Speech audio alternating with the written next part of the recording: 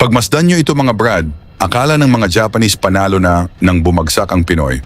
Ngunit ginulat sila lahat ni Kabayan nang bumawi at pinabagsak at pinasuko ang kanilang champion.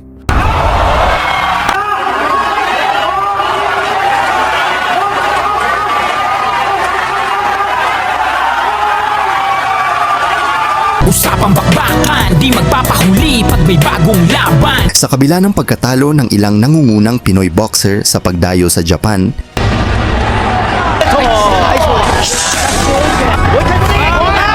may mga mandirigmang Pinoy pa rin hindi natitinag, hindi nagpapatakot at handang makipagsabayan sa pinakamalalakas nilang pambato.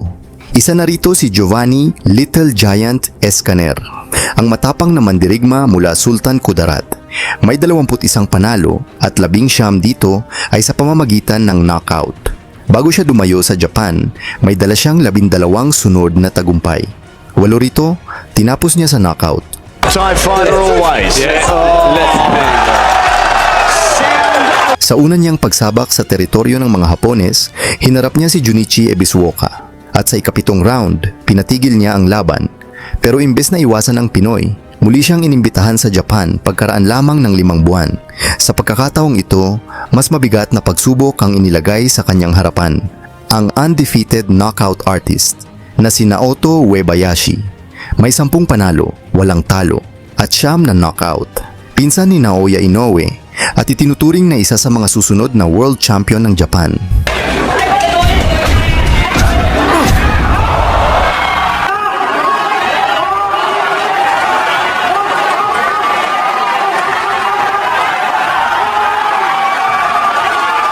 Bago yan, pa-like at subscribe na lang kasama ang bell. Malaking tulong yan sa aming mga content creator.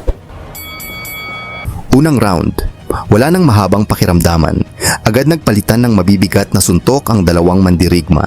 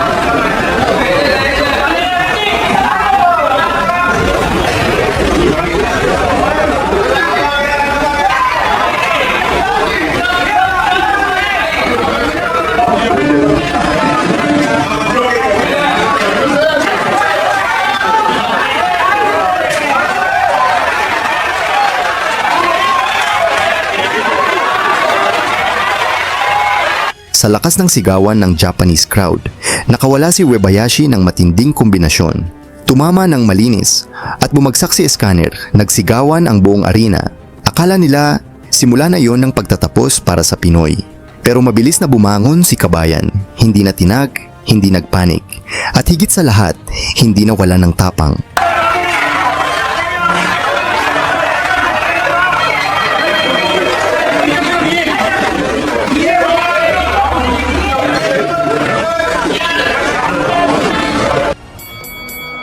Pagsapit ng ikalawang round, dumating ang resback ng Little Giant.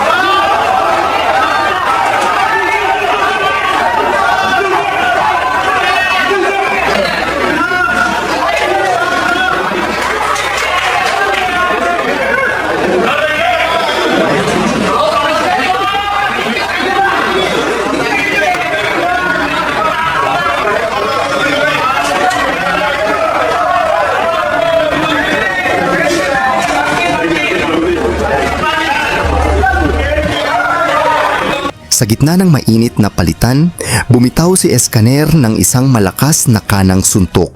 Eksaktong tumama, bagsak si Uebayashi. Ang maingay na arena biglang natahimik. Hindi makapaniwala ang mga Hapones na ang undefeated nilang pambato ay pinadapa rin ng Pinoy. Mula noon, nag-iba ang takbo ng laban. Mas naging agresibo si Escaner, mas matapang sumugod. At bawat suntok niya, may kasamang galit at determinasyong manalo.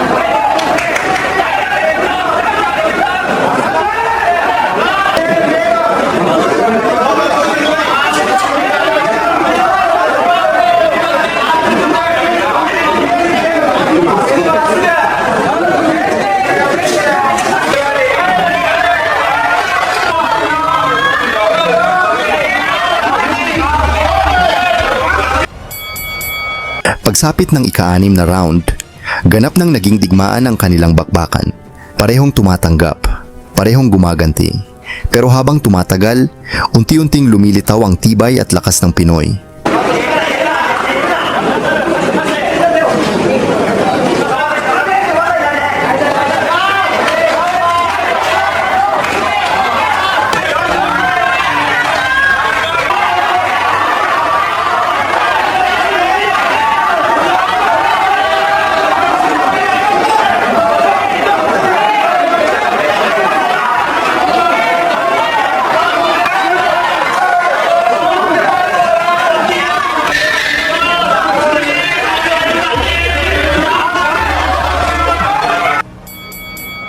At sa huling round, ibinuhos na ni Escaner ang lahat ng kanyang natitirang lakas.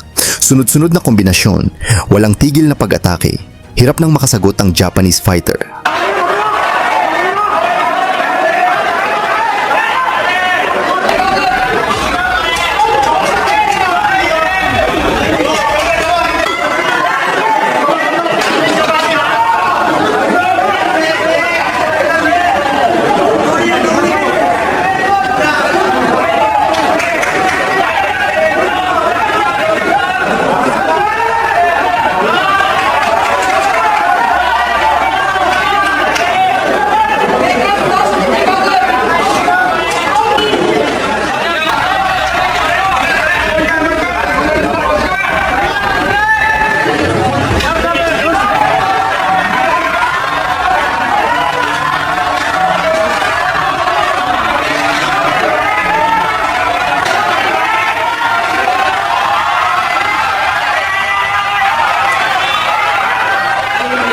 hanggang sa isang mabigat na suntok ang tuluyang nagpabagsak kay Uebayashi. Dito na tinapos ng referee ang laban, technical knockout.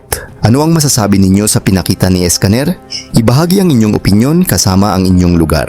Para malaman natin saan umabot ang suporta ng mga Pinoy sa ating matatapang na boxers. Lagi niyong sundan, huwag magpapahuli. Pag-usapan ni bakbakan, balita niya at laban. Mga Pinoy na di nagpapagapi. Salamat sa mga suporta na lagi nandyan.